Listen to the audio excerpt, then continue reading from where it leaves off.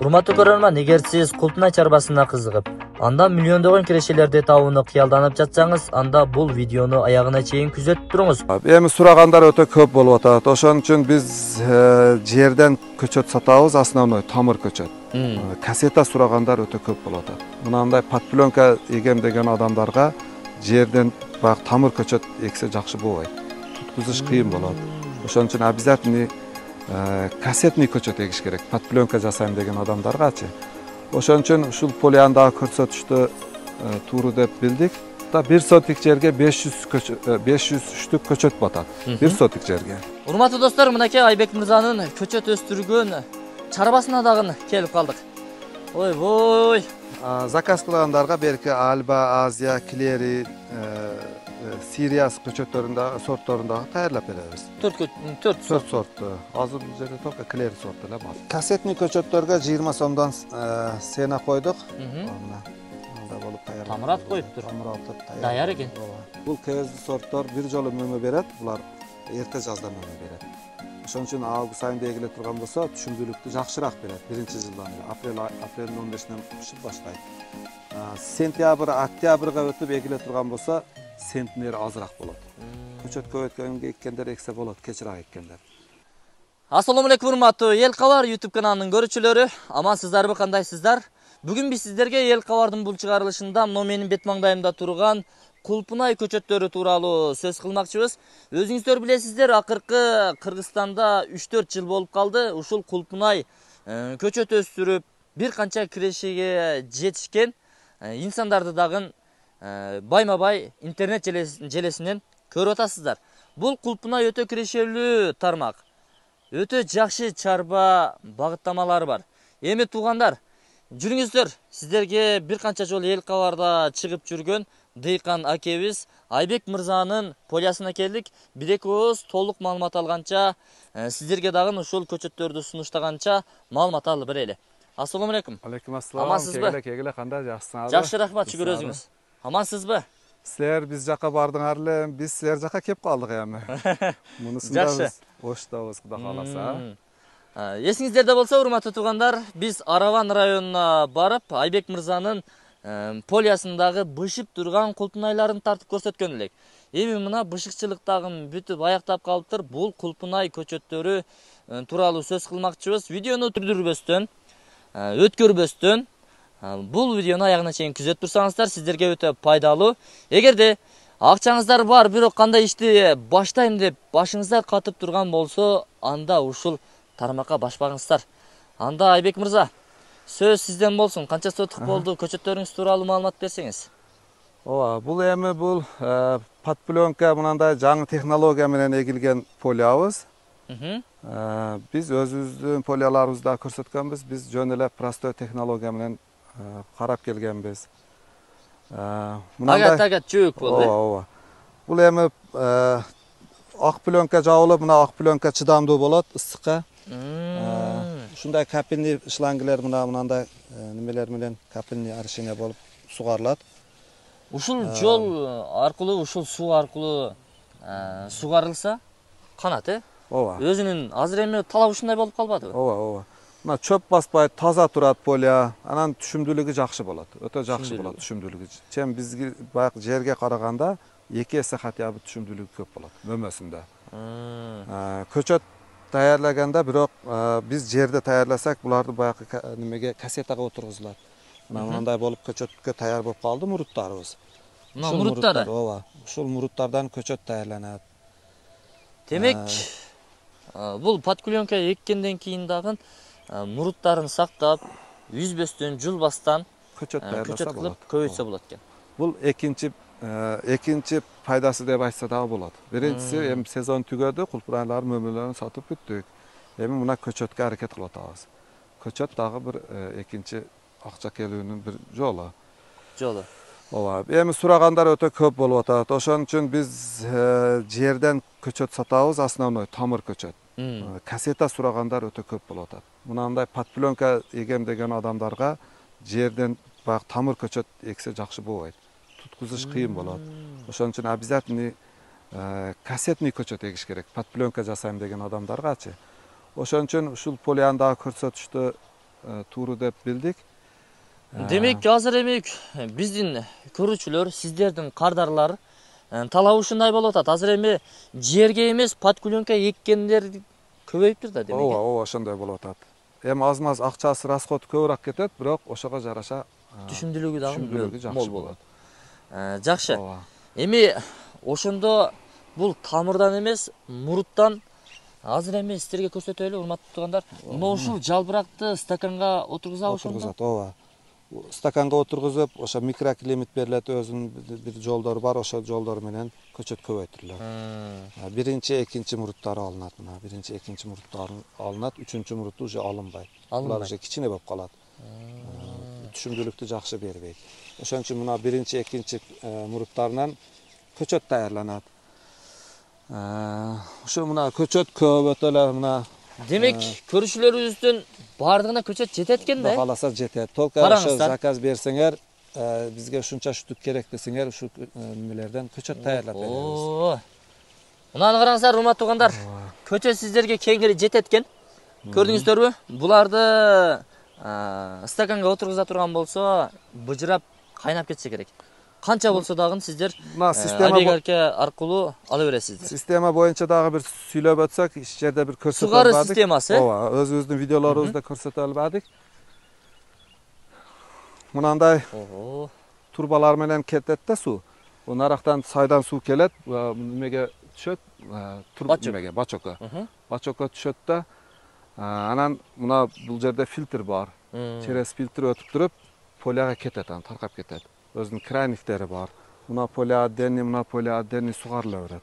Бул жака өзүнчө, бул тарапка өзүнчө, кыскасын айтканда, жөөк деп коебуз, агаттардын башынан ушундай кетет экен бир турба. Канчалык бул? 30-лукпу? Ошондой болсо керек. Ошондой болсо керек. Анан бул капельный шлангылар. Булар ар биринин немесине мына крайник отургузуп коюлат. Керек эмес болсо жаап коюла берет. Керек болсо ачып коюлат. Сугаруу убактысы кандай болуп калат? Сугаруу убактысы эми күнгө карап, погодага карап, чаңкаганына карап сугарыла берет. Тез сугарылса, мына көчөт даярлап аткан маалда жакшы. Көчөт тезирээк даяр болот. Анан эми көп убакыт кетпейт да. Жөн эле ушу немени басып койсо эле болду. Токтуулап койсо, насос иштеп турса эле сугарыла берет. Ошон үчүн адамдан көп мээнет талап кылбайт. Ошон үчүн каалаган бир эми баягы салкын маалдарда тез сугарып турган жакшы. Демек, жанагы жерге эккенден көрө бул бир топ ыңгайлуу турбайбы? Ыңгайлуу, анан экономичный, суу аз жерлерге өтө пайдалуу. Суу таңкыс жерлерде бизде азыр мисалы үчүн Арабанда вообще эле суу кыйын болуп атат. Ошон үчүн мындай подпленка эгем, мындай эгем дегендерге ушуну бир көрсөтүп өтүштү туура деп ойлодук да. Жакшы. Эми өзүңүздөр дыйкансыздар. Мына подкуленка эгем дегендерге бир канча эгүү жолдору, кароо жолдору, сугаруу жолдорунун бүт бардыгын окутуп үйрөтөсүздарбы? Ооба, Кудай кааласа, колдон келишинче. Билгениңиздердин бүт бардыгын үйрөтөсүздөр. Ооба, үйрөтөбүз, колдон келишинче үйрөтөбүз. Өтө жакшы, урматтуу туугандар. Эгерде сиздер бул тармакты колго ала турган болсоңуздар, өтө кирешелүү тармак. Эми бул азыр 50 сотук дедиңиз. Негизи 50 сотуктан канча түшүм алса болот? Ушул подкуленка эге турган болсо. Эми биринчи Алланын беришине карап, анан аракетибизге баалуу. Мындай технологиясы жакшы эгилген болсо, витаминдерин берип, өзүнүн азыктарын берип, жакшы карыла турган болсо, математически любой адам өзү эсептеп чыгарып алса болот да. 1 сотик жерге 500 штук көчөт батат. 1 сотик жерге. Бир көчөт 300 граммдан 350 граммга чейин берет биринчи жылга. 300 граммдан эсептеп туруп эле средний биз 200 сомдон 300 сомго чейин саттык. Килосын быйылкы сезонда арзан болуп кеткенде 200 сомго дагы түшүп калды. Килограммы? Килограммы, ооба. Атак 300 сомдон башталды, баягы экспортко алып атканда. Атак жаңы чыкканда местный базарыбызда 400 сом, 500 сомдон саттык. Баягы экспортко кете турган малда 300 сом менен 200 сом. Ошон средний 250 сомго эсептесе болот. 1 сотик жерге 500 штук көчөт батат. Ар бир көчөт 300 граммдан мөмө берсин. Ошону 250 сомдон средний, 200 сомдон среднийге сатса акчасы чыгат. Акчасы чыгат. Ооба. Эми муну мен 50 сотиктен мынанча акча таптык деп, мынанча акча тапса болот деп айтпайын. Жакшы каралса 300 граммдан. Жақшы қарайлыбай қалып 200 грамдан, 150 грамдан алғанда дағы осы немесі жақшылы болады. Бир топ эле чөнтөгү кампая түшөт. болады. Жакшы, урматтуу көрүүчүлөр, өзүңүздөр көрдүңүздөр. Эгерде сиздер математик боло турган болсоңуздар, агабыз айткан эсеп сандарын көбөйтсөңүздөр, канча түшүм ала тургандыгыңыздар тууралуу маалыматка эге болосуздар.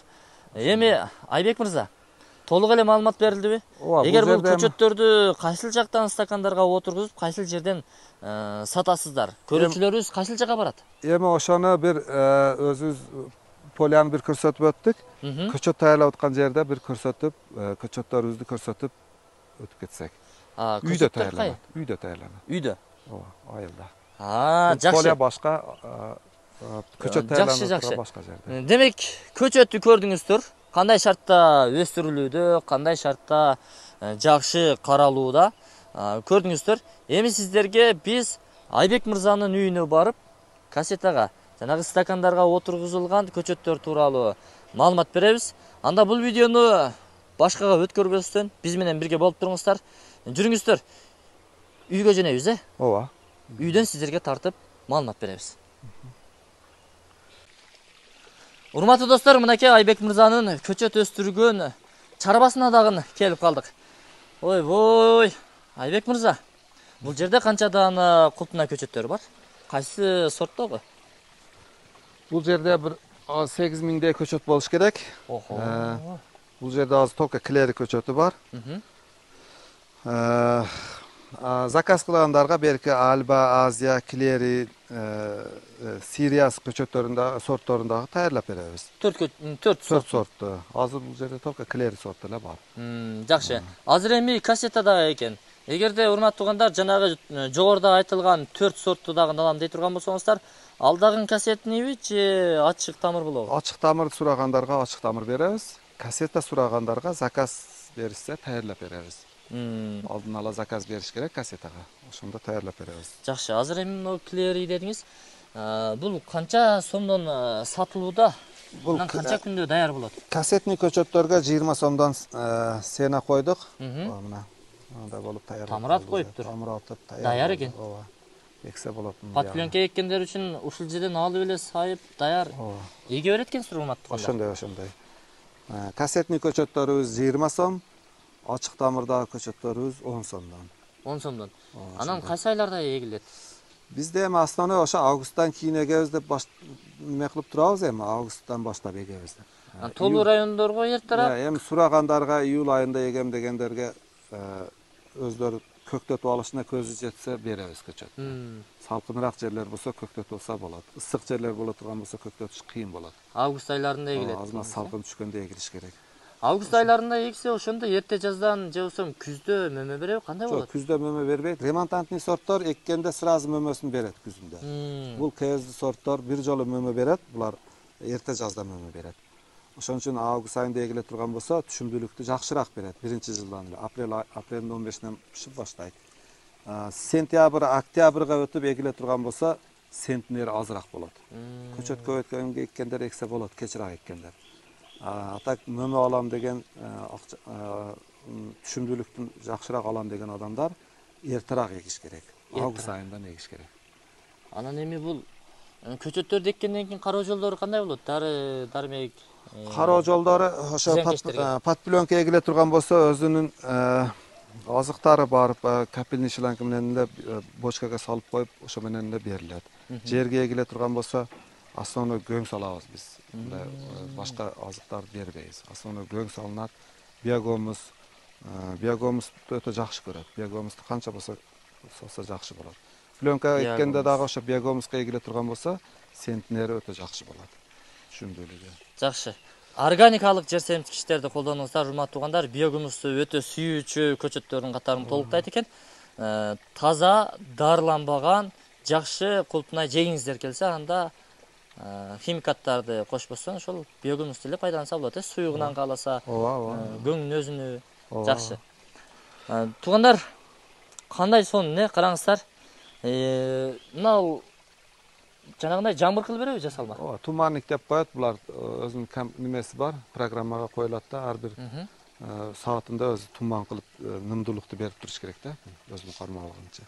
Демек, Бапесте өстүрүп жаткан көчөттөрүңүз ушул. Ооба. 20 сомдон сатылып атат. 20 сомдон. Бир калыбында канча дана бар эми? Bir kalıpta 50 köçet var.